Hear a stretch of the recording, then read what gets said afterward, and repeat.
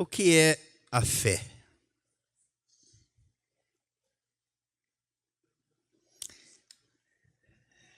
O que é a fé? Hã? Crer naquilo que não se vê, que ainda não aconteceu. Isso é fé. Hã? O que mais? O que é fé? Tem gente de muita fé e tem gente de pouca fé, não é?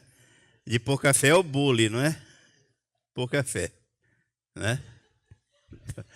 Pouca fé. Pastor, Oi? para mim, eu penso que fé é crer naquilo que a gente não vê e confia. Não vejo, mas eu acredito. Fé. E como é que a Bíblia define a fé? De acordo com a Bíblia. O que é a fé? Onde é que está escrito? Hebreus, capítulo 11. Capítulo 11. Vamos ver como é que a Bíblia define a fé. Versículos de 1 a 3. Ora, a fé é a certeza de coisas que se esperam, a convicção de fatos que se não veem. Pois pela fé os antigos obtiveram bom testemunho. Pela fé, entendemos que o universo foi formado pela palavra de Deus, de maneira que o visível veio a existir das coisas que não aparecem. Pai Santo, que o teu Espírito ministre a tua palavra, confirme-a nos nossos corações e nos dê sempre o entendimento e a revelação dela, em nome de Jesus. Amém.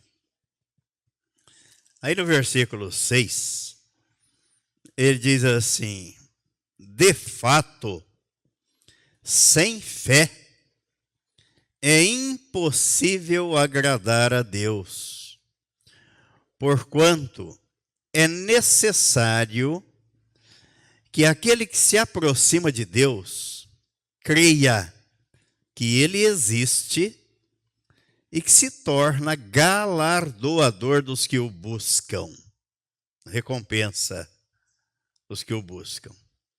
Mas essa definição, quando o autor da carta aos Hebreus diz no versículo 3, pela fé, entendemos que o universo, que foi o universo formado pela palavra de Deus.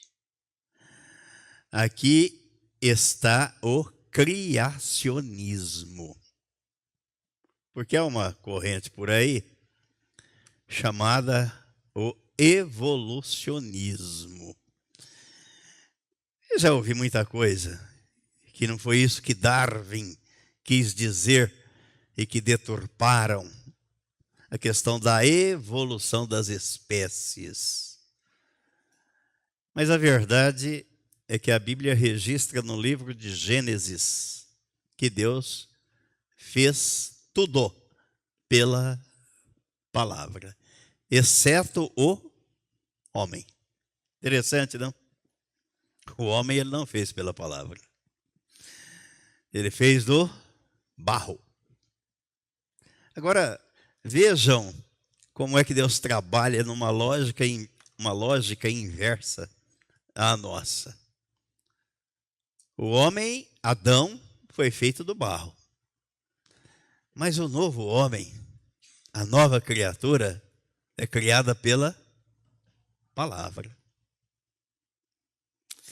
Então Deus não criou o homem natural pela palavra. Pela palavra ele cria o homem espiritual. Dizer, o novo nascimento é pela palavra. Porque eu creio na palavra que diz que Cristo me atraiu no corpo dele na cruz e trocou o meu coração, minha natureza adâmica. E me deu uma nova natureza, implantou em mim um novo coração e a vida de Cristo é pela palavra. Mas o homem natural não. Dá para concluir que Deus sabia que do barro o homem não vingaria. E por isso ele precisaria ser recriado pela palavra. E por isso ele não fez diretamente pela palavra, e sim do barro. Aqui, ó. Não vai vingar, a estrutura é fraca, né? O salmista do Salmo 102 diz isso, né? Que a estrutura do barro é fraca. Então Deus recria aquele homem que vai habitar com ele eternamente pela palavra. Isso chama atenção. Fez tudo pela palavra. O homem ele fez do barro. Mas agora o novo homem, aquele que vai habitar com ele eternamente, esse sim, ele recria pela palavra. Mas o nosso assunto aqui hoje é a fé. Como é que nós podemos ilustrar, exemplificar, para poder entender o funcionamento ou a fé na prática? Uma coisa é a teoria, outra coisa é a prática. Só o Espírito Santo pode nos revelar, mas é nosso dever orar para que o Senhor abra os nossos olhos, o entendimento e a compreensão. Estava lembrando esses dias, essa semana, que no final do ano eu fiz uma reflexão e até compus um poema. Abre os meus olhos, Senhor. E é um perigo quando a gente faz essas coisas com Deus, porque Ele abre mesmo. Aí Ele mostra. Vou abrir os teus olhos para você ver o que está acontecendo. Abre os meus olhos. Está gravado lá. Se alguém quiser vasculhar e procurar, e se não quiser me fala que eu tenho aqui, e a gente pode reproduzir. Abre os meus olhos, Senhor.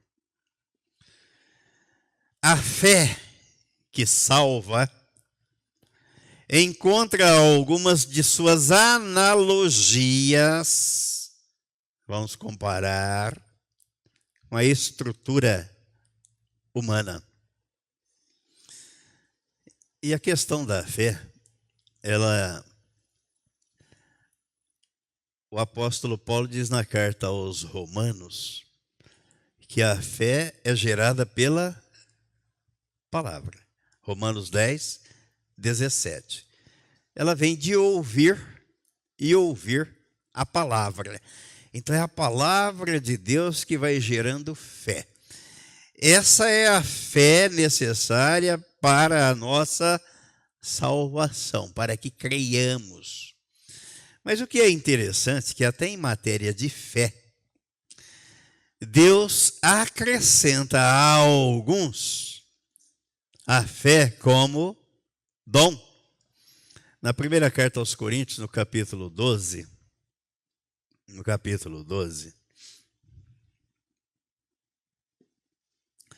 o apóstolo Paulo,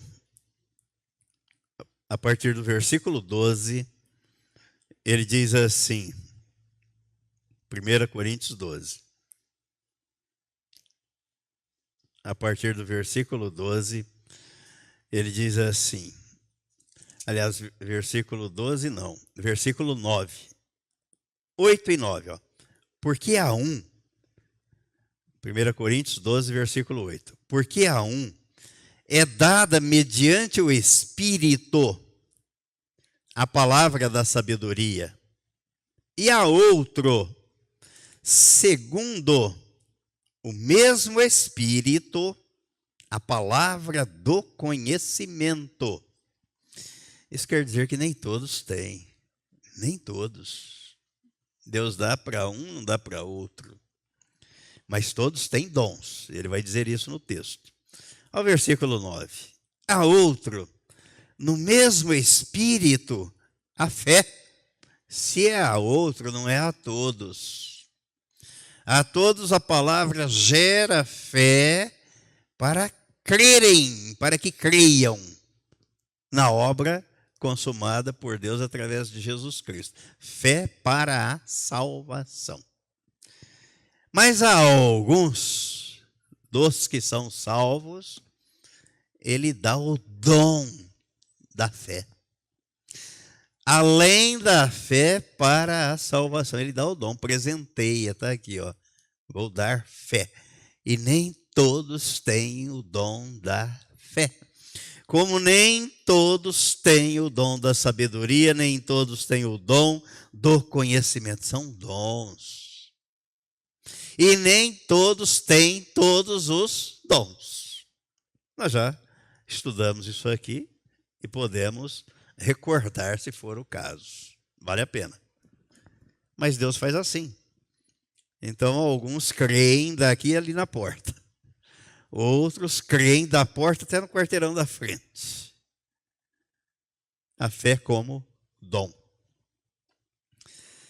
Então, vamos analisar algumas destas comparações que podemos fazer para ilustrar a fé.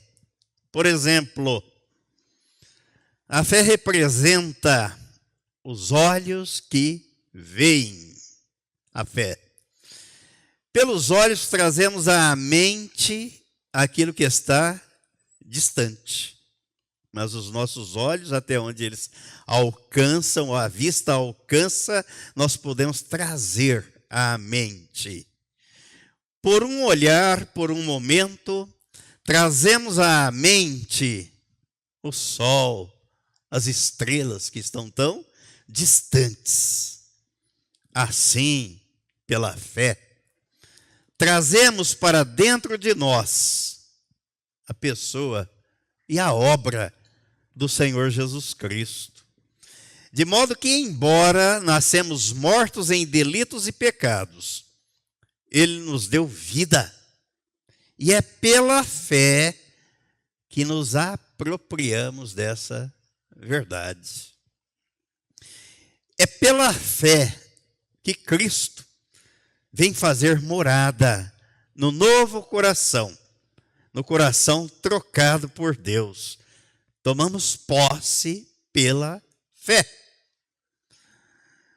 O Evangelho, que é a pessoa de Jesus Cristo e a obra que ele consumou na cruz, ele é revelado de fé em fé. Vamos ver aí Romanos capítulo 1. Romanos capítulo 1.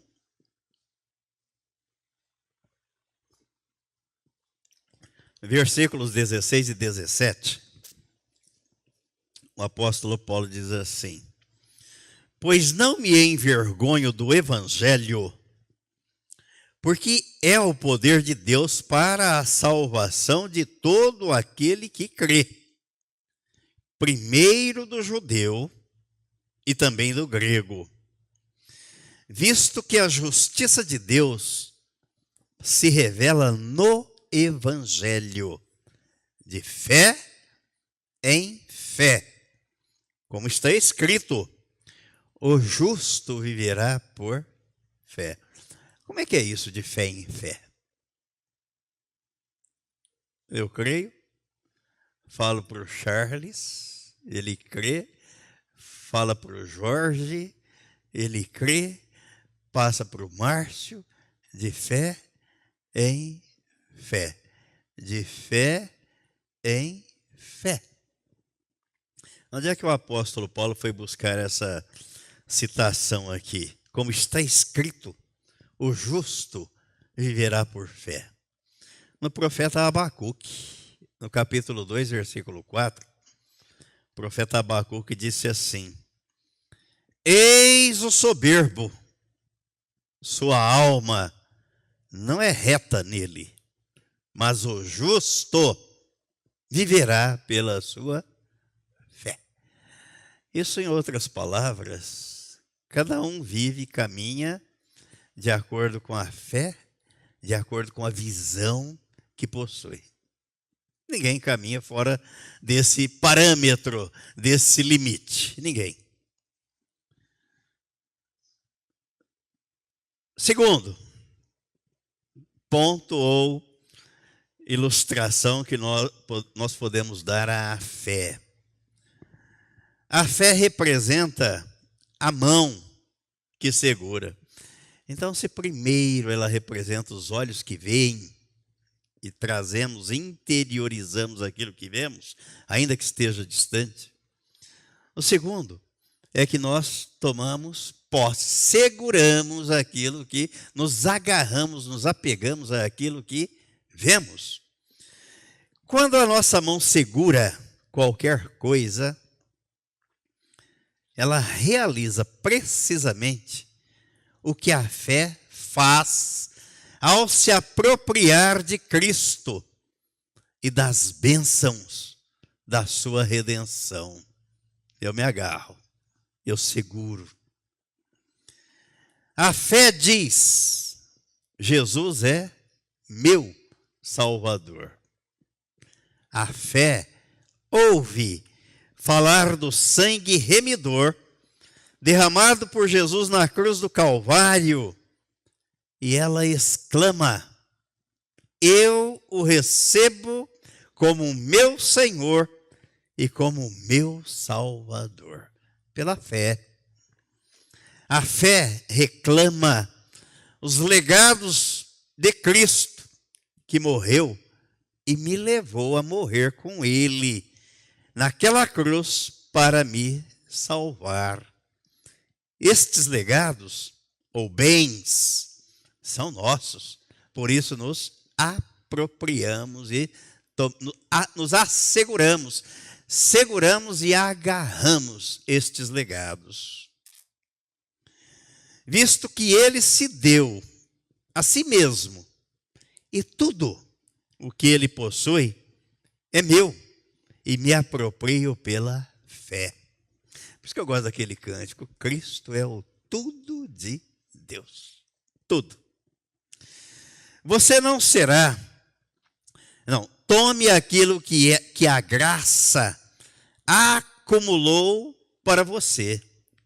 E você não será um ladrão, pois tem permissão divina para se apropriar pela fé. Por isso que Jesus disse, desafiou e fez o convite: quem quiser, beba de graça da água da vida. Então se aproprie. Aquele que pode ter um tesouro pelo simples estender da mão, pela fé, não pode permanecer como um miserável pedinte e louco, porque Cristo é o tudo de Deus. Se aproprie, pegue, segure pela fé. Terceira analogia que nós podemos fazer em relação à fé. A fé representa a boca que come o pão da vida que é Cristo. Os olhos que veem, as mãos que seguram e a boca que come o pão.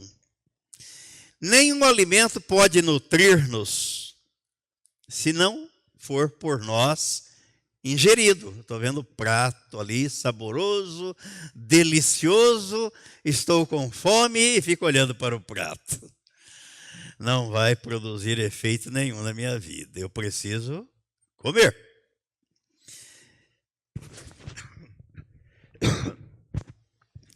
Quão simples é o ato de comer e beber. Ninguém ensina a criança a comer, não é? Aliás, a criação é assim. Nasce, já está desesperado pela comida para ser alimentado. Voluntariamente introduzimos na boca aquilo que consideramos alimento e permitimos que ele desça às partes internas do nosso corpo, onde ele é absorvido e integrado pela nossa própria estrutura. Agora, vejam o que o apóstolo Paulo diz em relação a este alimento espiritual. Romanos capítulo 10, no versículo 8.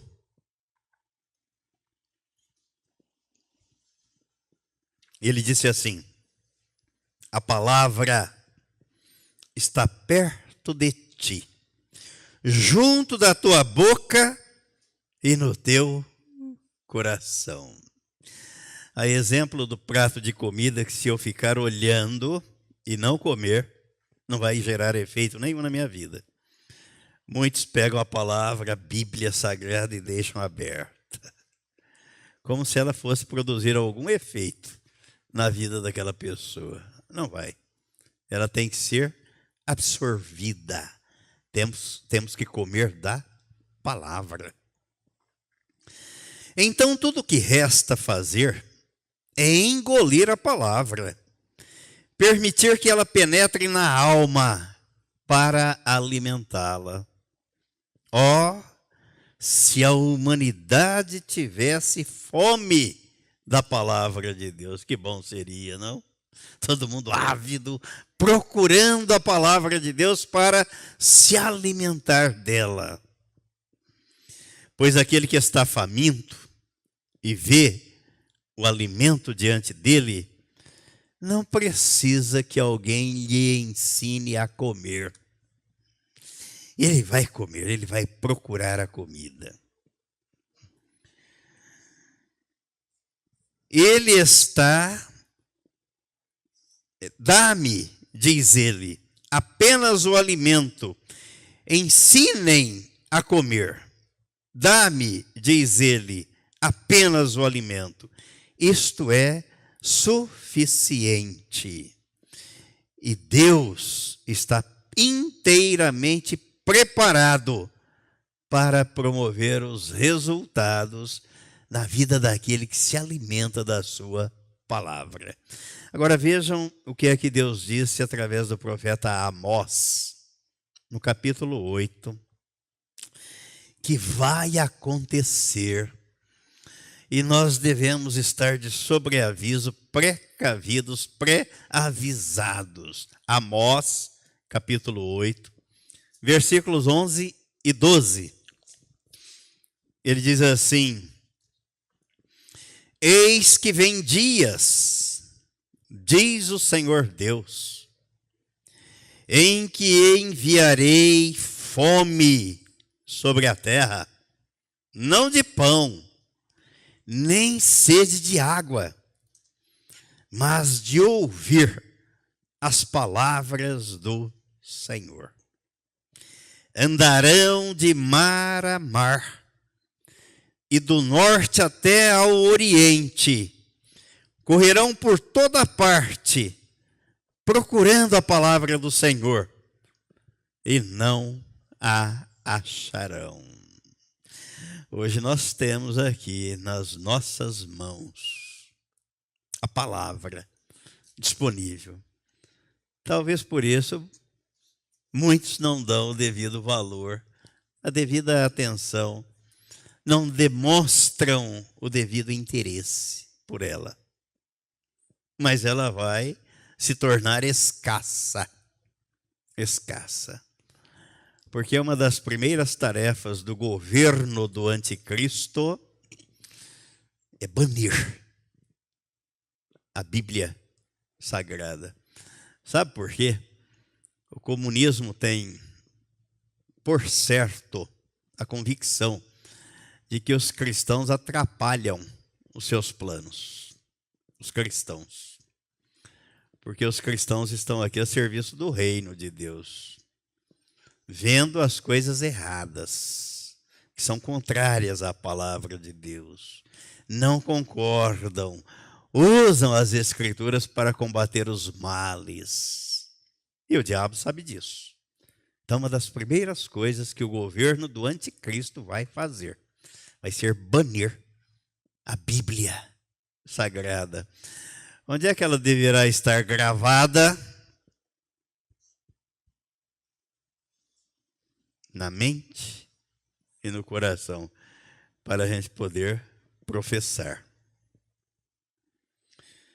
As ocupações da vida também servem de comparação para ilustrarmos a fé. Não só o corpo, os olhos, as mãos ou a boca, mas as ocupações do dia a dia também podem e devem ilustrar a fé. Por exemplo, o agricultor semeia a boa semente na terra, mas espera não somente vê-la germinar, vou esperar aquela semente brotar e germinar, mas ele aguarda com confiança que ela vai se multiplicar. A gente planta um grão de milho, um grão. Ele produz quantos grãos? Por isso que quando Jesus falou do grão de trigo, que se ele cair na terra e não morrer, ele fica sozinho. Mas se ele morrer, ele produz muito fruto. Assim é a vida do cristão. Quando ele morre para o pecado no corpo de Cristo, ele vai atrair e vai sentir aquela vontade de falar do Evangelho, de fé em fé, o Evangelho, propagar as virtudes de Deus e vai produzir muito fruto para o reino de Deus. Mas se ele não morrer, ele fica sozinho. O agricultor confia no conserto e na ordem natural de que o tempo de semear e o tempo de colher não cessam, de modo que ele venha a ser recompensado pela fé. Porque ele acreditou. Vou plantar e vou colher. Vou semear e vou colher. Segundo, comparando com as ocupações ou as atividades da vida. O investidor, ele confia o seu dinheiro aos cuidados de um banqueiro. E Jesus contou a parábola dos talentos, né? Ele confia inteiramente na honestidade e segurança daquele banco. Confia a outras mãos o seu capital e se sente cada vez mais descansado do que tivera ouro sólido fechado num cofre de aço. Então não vou botar a minha fortuna, a minha riqueza num cofre, porque de repente o ladrão vai lá e leva. Então vou confiar ao banqueiro. E para que o dinheiro multiplique. Foi isso que Jesus contou na parábola dos talentos. Aquele que não confiou, o que ele fez? Enterrou o talento. Terceiro, o marinheiro confia o seu ser ao mar. Quando nada, retira o pé do fundo e descansa sobre as águas. Ser-lhe-ia impossível nadar, se não se atirasse inteiramente sobre o dorso das águas. Eu gosto de nadar, acredito que aqui quase todos sabem disso, né? Uma vez eu estava nadando na represa, ali de Furnas. Ia para lá e para cá, 500 metros, né? Ia, voltava. Tinha um estaleiro lá no meio, uma turma de japoneses pescando.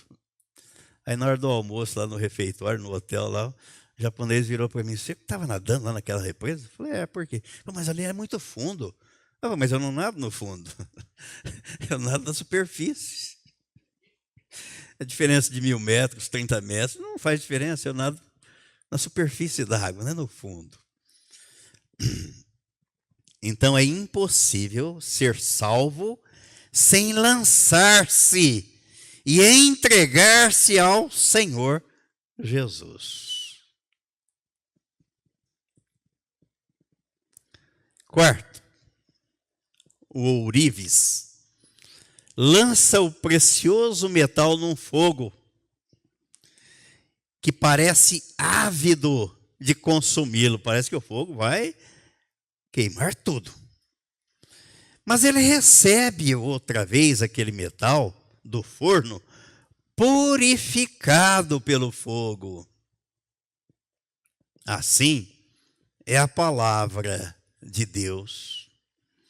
O martelo que esmiuça a penha e o fogo que queima o que não presta para dar lugar à nova vida em Cristo.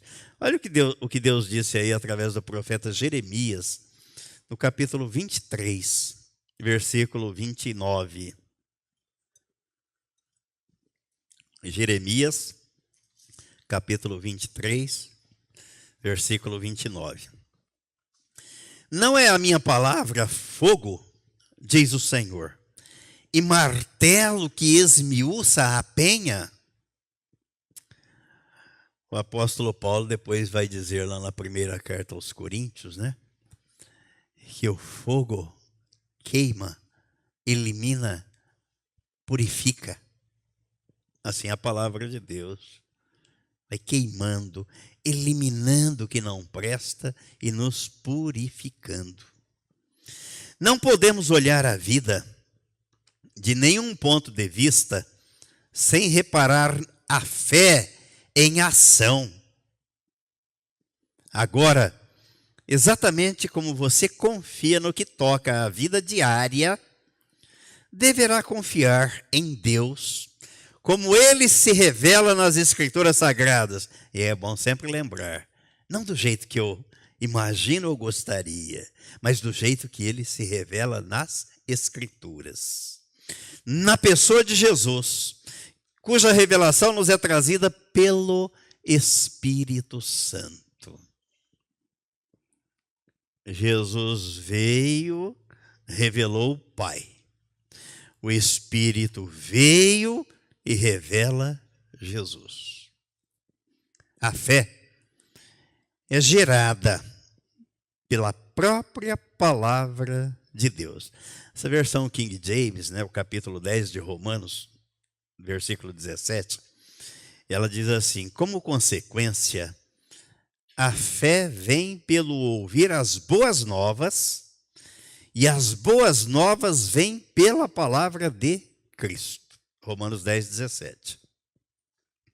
A fé é mais do que uma simples adesão, o senso de dependência e desejo de depender de Cristo.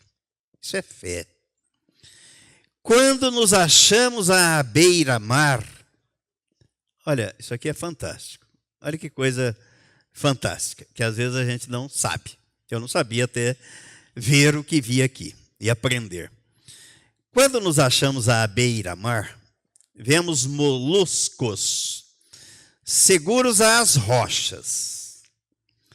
Ande com passos cuidadosos sobre a rocha. Andando com passos cuidadosos sobre a rocha. Vibre um rápido golpe sobre o molusco com uma bengala e ele se soltará da rocha. Agora, tente fazer o mesmo com o molusco seguinte e você não conseguirá. Ele se agarrará à rocha de tal modo que será impossível você arrancá-lo dali. O primeiro estava desavisado, né? Ao segundo, se agarra à rocha. O molusco não entende nada das leis da física, mas uma coisa ele sabe: se agarrar à rocha. Ele não entende nada de formação geológica das rochas, mas ele sabe se agarrar a ela. Ele usa todo o desejo de se agarrar à rocha e por isso ele é salvo e escapa da morte. Porque dali ele não se desprende e tem a vida preservada. Sabia disso? Eu também não. Assim ocorre com todo aquele que tem conhecimento da rocha que é Cristo. A ele se agarra de todo o coração, de toda a sua alma e de todo o seu entendimento. E isto é suficiente para que ele desfrute da vida eterna, agarrado à rocha, Cristo. Jesus se torna para esta pessoa o Salvador, o Senhor, forte e poderoso, uma rocha inamovível e imutável. Os que a ele se agarram por amor à vida eterna, ele os salva. Me lembro do Salmo 91. Quando o salmista diz que pode cair 1000 à sua direita, 10.000 à tua esquerda, e você jamais será atingido. Por quê? Por quê? Vamos ver lá, o Salmo 91. Por que e quando você não será atingido? A gente tem que tomar cuidado, porque senão fica só dizendo assim, ó, pode cair 1000 à tua direita, 10.000 à tua esquerda. Não, há uma condição aí. Há uma condição. 1000 ao teu lado e 10.000 à tua direita, né? Tu não serás atingido. Por quê? No versículo 14, ele diz por quê? Porque a mim se apegou com amor. Eu o livrarei e pô-lo-ei a salvo, porque conhece o meu nome. Se apegar com amor. Não com interesse. Eu sou cristão, Cristo vive em mim, mas eu estou aqui enquanto me interessar. Na hora que ele não tiver mais interesse, ele deixa de ser o meu Senhor, o meu Salvador, deixa de viver em mim, acabou. Isso não é amor. Deus não nos salvou por interesse, por amor. O Pitota leu aqui, né? Não, o Jorge. O amor, ágape. O amor de Deus é o amor ágape. É aquele amor que não visa interesse, não visa troca, não espera recompensa. Esse é o amor verdadeiro. Agora, quando se faz alguma coisa por interesse, isso não é amor. Tanto, se fosse amor, não teria nome de interesse. É interesse. Faço enquanto me for conveniente. Enquanto for conveniente para mim, tiver bom para mim, eu faço. A hora que deixar de ser interessante, eu puxo o carro. Isso não é amor. Isso vale para tudo. Nos relacionamentos, no casamento, na igreja, no trabalho. Vale para tudo, em todas as áreas da vida.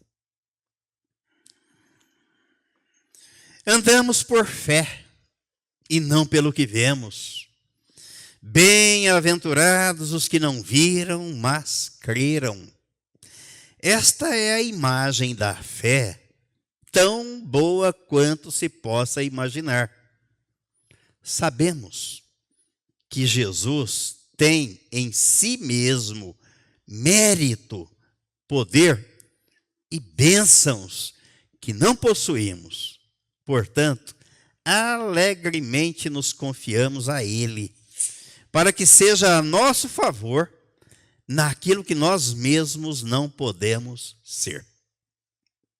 Ele nunca trai a nossa confiança, nunca. Mas foi feito da parte de Deus para nós sabedoria, justiça, santificação e redenção. Fé é a raiz da obediência. Que gostoso, hein? Esse assunto nós vamos até o final do ano, se Deus quiser. Obediência. E isto pode ver-se claramente nos negócios da vida. Quando um capitão confia a um piloto dirigir o seu navio a um porto, ele maneja o barco de acordo com a direção. Quando um viajante se entrega a um guia GPS para que o oriente em algum passo difícil, ele segue a rota que o seu guia lhe indica. Quando um enfermo crê no médico, ele cuidadosamente segue as prescrições e direções que lhe são passadas. A fé que se recusa a obedecer ao Salvador não é fé, é uma simples pretensão. E jamais salvará a alma de alguém, porque pela graça sois salvos mediante a fé. Isso não vem de vós, é um presente de Deus. Não vem do que você faça ou não faça, para que ninguém se ufane, se vanglorie. Confiamos em Jesus para salvar-nos, e Ele testifica pelo seu Espírito, com o nosso Espírito, que de fato somos salvos. Terminando. Eu sei que poderíamos falar bastante sobre isso aqui, né? Tá gostoso, não tá? Eu também estou achando. Terminando. A fé que nasce do conhecimento seguro, conhecimento. A fé vem de ouvir a palavra. Eu não sabia, agora eu tomei conhecimento. Como resultado do crescimento, aí tem gente que é contra o desenvolvimento. As pessoas deturpam tudo. Como todas as vezes que eu leio o texto de Romanos 1,16, quando o apóstolo Paulo diz, eu não me envergonho do Evangelho, e tem uma tradução que acrescenta o Evangelho de Cristo, mas eu aprendi que o Evangelho é Cristo. Então o Evangelho de Cristo é redundância, porque o Evangelho é Cristo. Porque o apóstolo Paulo diz, porque é o poder de Deus para salvar. Quem é que salva? Cristo, então o Evangelho é Cristo. Então a fé pressupõe o conhecimento seguro como resultado do crescimento em graça, que crê em Cristo, porque o conhece e confia nele. Porque o provou e sabe que ele é infalivelmente fiel. Ele não vai me abandonar. João capítulo 13, se não me engano, ou 15. Jesus amou os seus discípulos e amou-os até o fim. Ele não amou durante um certo percurso, a metade do percurso, e depois, olha, agora é por conta de vocês, se virem. Ele não os abandonou e os amou até o fim. Então ele está conosco e essa jornada é até o dia do nosso encontro com ele nos ares, que de qualquer forma vai se dar. Se estivermos vivos, seremos arrebatados. E se tivermos partido antes do arrebatamento da igreja, viremos com ele nas nuvens. Nas nuvens. Essa é a ordem bíblica. Um velho cristão começou a anotar à margem de sua Bíblia a letra E e a letra P. Lia e anotava. E. Lia e anotava. P. Toda vez que experimentava E provava P, uma promessa lida. Isso aqui eu tenho experimentado na minha vida. E. É uma verdade. Passei por essa prova aqui. P. Experimentado e provado. Esta fé experimentada e provada, não necessita de sinais. Eu quero ver fogo caindo do céu, graveto pegando fogo. O justo vive pela fé. E fé não é o que eu vejo, é o que eu creio. Eu não preciso de fé para acreditar em tudo que está aqui na minha frente. Estou vendo. Ela é madura, confiante, como o piloto que solta as amarras da sua embarcação e navega até encontrar o porto seguro. Para onde você está indo? Para Canaã celestial.